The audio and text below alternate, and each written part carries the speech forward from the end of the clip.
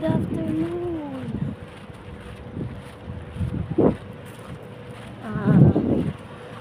Stop na po ako sa boutique. And yesterday, I looked job, home caring again, home care caregiver, and I already find, but still wait for duty. I'm just waiting for duty, but I already hired. Now, till no have duty, take little time to be happy for seeing friends. I will go to my friend. How are you? Mapi jalan ha?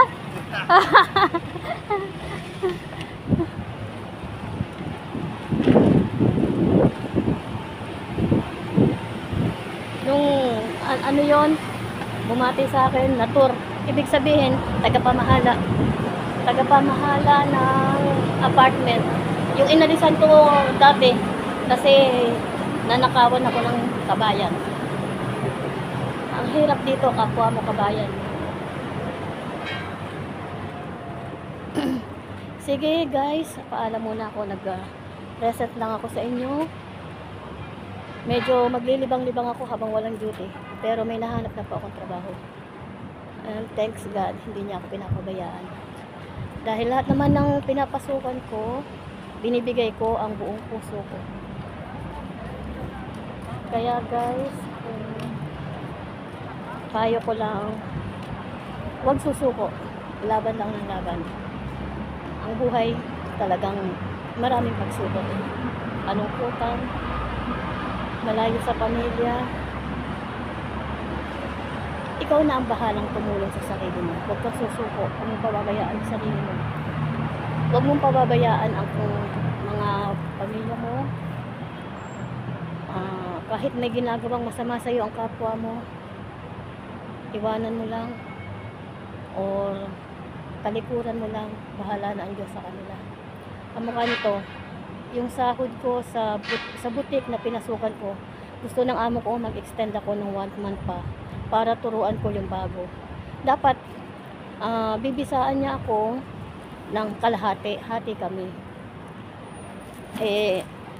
Dahil nga puro Arabic yung mga kasama ko, mababait naman sila pero may mga ugali silang hindi mo magugustuhan, mga tamad, burara, tsaka meron silang mga pagkakamali na ipapasa sa'yo.